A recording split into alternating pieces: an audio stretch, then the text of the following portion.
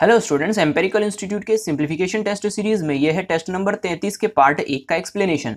यदि अभी तक आपने यह टेस्ट नहीं दिया है तो डिस्क्रिप्शन बॉक्स में दी गई लिंक के ऊपर क्लिक करके सबसे पहले टेस्ट दे दीजिए। चलिए पार्ट 1 के पहले क्वेश्चन को एक्सप्लेन करते हैं। तो चलिए पहला क्वेश्चन पढ़ते हैं। यहाँ पर कहा गया है यदि x अनुपात 3 समानुपात y अनुपात 9 है तो y अपॉन 3x का मान ज्ञात करिए। अब आप देखिए आपसे पूछा गया है y अपॉन 3x, तो यहाँ पर हमें y अपॉन 3x का मान पता करना है। तो सबसे पहले यहाँ पर इस इक्वेशन को हम अनुपातिक रूप से लिख देते हैं। तो x बटा में 3 बराबर होगा, समानुपातिक का मतलब होता है बराबर y बटा में 9। अब यहाँ पर 3 से ये 9 3 बार कैंसिल हो जाएगा, तो यहाँ पर x बराबर में आ जाएगा y बटा में 3। इसे मैं इस स्वरूप में लिख सकता हूँ कि 3x बराबर में y।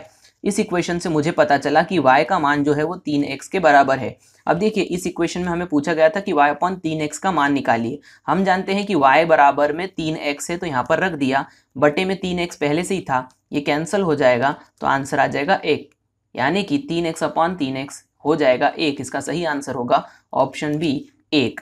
आगे बढ़ते हैं, अगला प्रश्न करते हैं। अगला प्रश्न है समांतर श्रेणी का 5वां और 9वां पद क्रमशः 7 और 13 है, तो 15वां पद क्या होगा। पिछले वीडियो में भी मैं ये क्वेश्चन ले चुका था, इसलिए ये प्रैक्टिस क्वेश्चन लिया है मैंने। कहा गया है समांतर श्रेणी में हमें 5वां और 9वां पद दिया है और 15वां पद पूछा जा रहा है। तो देखिए इस क्वेश्चन को हमें कैसे करना है। हमें पता है कि किसी समांतर श्रेणी में कोई पद प्राप्त करने के लिए हमें मालूम होना चाहिए Tn बराबर a प्लस ब्रैकेट में n-1 इंटू डी। ये वो फार्मूला है जिससे हम कोई भी समांतर श्रेणी का पद ज्ञात कर सकते हैं। जहां पर कौन सी चीज क्या है ये बता देता हूं। ए जो होता है हमेशा प्रथम पद होता है, डी का मतलब होता है सर्वांतर यानी कि सभी पदों के बीच का अंतर, और एन का मतलब हो जाता है पदों की संख्या। तो यहाँ पर मैंने आपको बता दिया कि कौन सी चीज क्या है। अब देखिए यहाँ पर आपसे कहा गया है समांतर श्रेणी में 5वां पद। 5वां पद कौन सा है, 7 है। मतलब यहाँ पर पहली कंडीशन में कहा गया है कि यहाँ 5वां पद जो है 7 है, तो इस Tn की जगह पर आप 7 रख दीजिए बराबर में a प्लस n-1। पद कौन सा कहा गया है, 5वां, यानी यहाँ पर n का वैल्यू कितना हो जाएगा 5 ऋण 1, और ये d होगा सर्वांतर। सर्वांतर हमें पता नहीं है तो वही हमें निकालना है, तो यहाँ पर d रख दिया। ये हो गई पहली इक्वेशन कंप्लीट। इसे और थोड़ा सा सही कर दीजिए, 7 बराबर में a प्लस 4d, ये पहली इक्वेशन हो जाएगी। इसी प्रकार से आप दूसरी इक्वेशन भी पता कर लीजिए। कहा गया है 9वां पद 13 है, तो यहाँ पर Tn का मान हो जाएगा 13 और a का मान हमें नहीं पता तो वैसा का वैसा लिख दिया, प्लस में n का मान यहाँ पर कहा गया है 9वां पद। 9वां पद मतलब 9 माइनस 1, और ये हो जाएगा d वैसा का वैसा। इसे सॉल्व कर दीजिए, 13 बराबर में a प्लस में 8d। अब आपके पास में a और d के टर्म्स में 2 इक्वेशन आ गई है। एक इक्वेशन और 2 इक्वेशन को सॉल्व कर लीजिए। तो हम दूसरी इक्वेशन में से पहली इक्वेशन को घटा देते हैं। तो यहाँ पर 13 बराबर में a प्लस 8d, और दूसरी इक्वेशन है 7 बराबर में a प्लस 4d। आप पहली इक्वेशन से दूसरी इक्वेशन को घटाएंगे तो ये सब माइनस में हो जाएंगे चिन्ह। यहाँ पर a से a कैंसिल हो गया, 13 में से 7 गई तो 6 बच गई, और यहाँ पर 8 में से 4 गई तो 4 बच गई। इस प्रकार से यहाँ पर d का मान जो हो जाएगा ये 4 इसके 6 के बटे में हो जाएगा, कैंसिल होने पर 3 बटा में 2। तो ये d यानी सर्वांतर जो है वो d 3 बटा में 2 यानी कि 1.5 है। अब इस d का मान आप यहाँ पर पहली इक्वेशन में रख दीजिए, तो ये हो जाएगा 7 बराबर में a प्लस a का यहाँ पर आ जाएगा 4 मल्टीप्लाइड बाय 3 अब यहाँ पर इस 2 से इस 4 को 2 बार कैंसिल कर दीजिए, तो ये 3 दूनी 6 हो जाएगा। यहाँ पर आ जाएगा 7 बराबर में a प्लस 6, यानी कि इसे सॉल्व करने पर a का मान 1 आ जाएगा। इसका मतलब प्रथम पद जो है वो 1 है, सर्वांतर जो है 1.5 है। तो इस प्रकार से आपको पूछा गया है कि इसका 15वां पद निकालिए। देखिए आपको पिछले वीडियो में मैंने योग बताया था, इसमें पद निकालना है, यानी कि इसी एक फॉर्मूले से काम हो जाएगा। हमें पद चाहिए 15वां, यानी n का वैल्यू हो गया 15।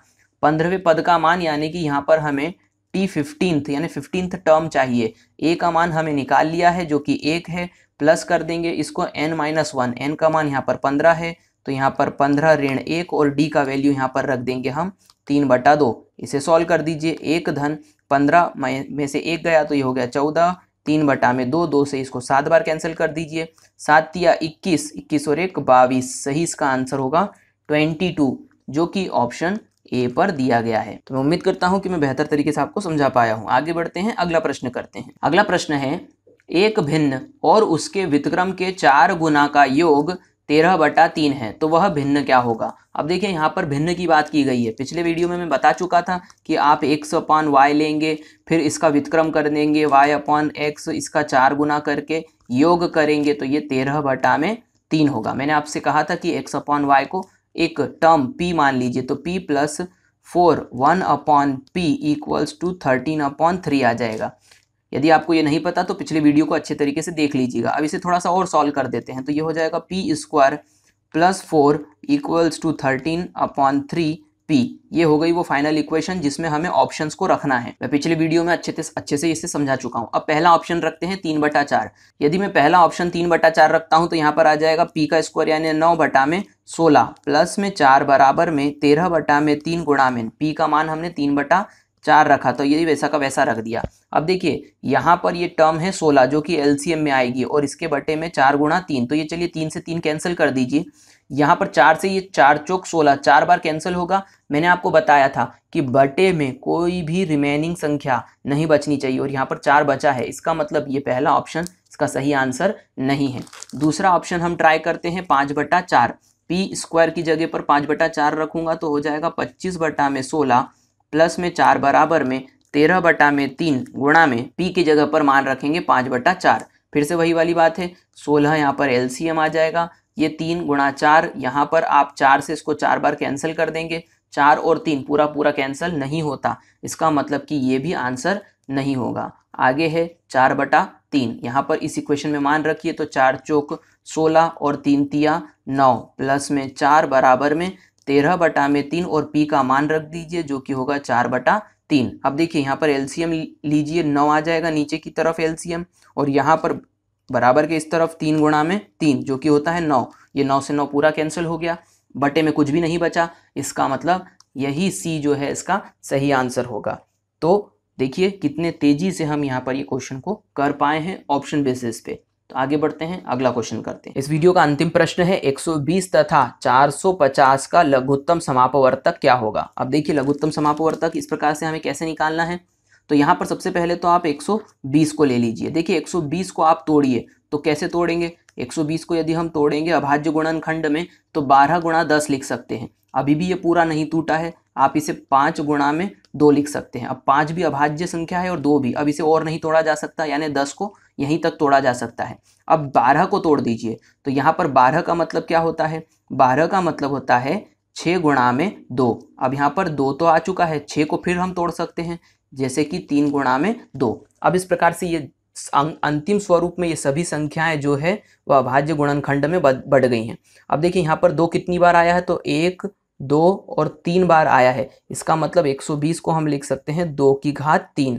5 कितनी बार आया है, 1 बार, और 3 कितनी बार आया है, 1 बार। इस प्रकार से 3 गुणा में 5, देखिए 5 तिया 15, 15 8 120। तो यहाँ पर हम कह सकते हैं कि 120 को हम इस प्रकार से तोड़कर लिख सकते हैं। इसी प्रकार से 450 को भी आप ले लीजिए, 450 को इसी प्रकार से हम तोड़ेंगे तो 450 को तोड़ देंगे 10 और 45 में, फिर 10 को हम तोड़ सकते हैं 5 और 2 में, इस प्रकार से ये अब और नहीं टूटेगा।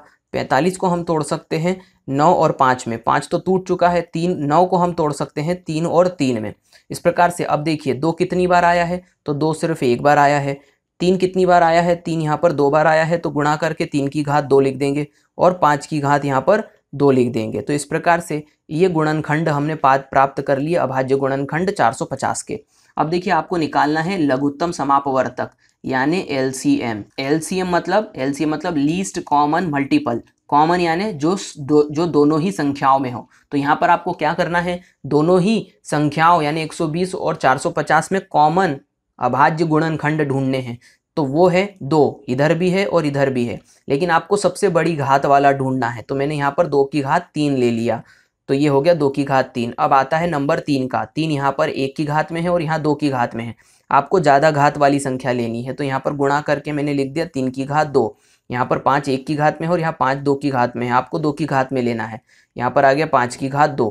अब देखिए इन संख्याओं को आप गुणा कर दीजिए, 2 की घात 3 का मतलब 8 होता है, 3 की घात 2 का मतलब 9 होता है और 5 की घात 2 का मतलब 25 होता है। अब देखिए यहाँ पर आ गया 25, 8 गुणा 9 गुणा 25, इसे सॉल्व कर दीजिए। अब यहाँ पर 25 को मैं 100/4 मान लेता हूँ, 4 से ये 2 बार 8 को कैंसिल कर देगा, 2 से 9 को गुणा कर देता हूँ, 9 दूनी 18 और इसमें 2 शून्य लगा देता हूँ। तो ये 18 को 2 शून्य लगा दिए, 1800 इसका सही आंसर होगा, जो कि ऑप्शन सी पर दिया गया है। तो इस प्रकार से आप कॉमन नंबर्स लेकर के एलसीएम निकाल सकते हैं। तो मैं उम्मीद करता हूं कि सभी क्वेश्चन जो मैंने समझाए हैं वो बेहतर तरीके से समझा पाया हूं। यदि आपको ये क्वेश्चन वैल्यूएबल लगे हैं तो चैनल को जरूर सब्सक्राइब करिए और कमेंट बॉक्स में अपने एक्सपीरियंस जरूर लिखिए। इस वीडियो को देखने के लिए थैंक यू।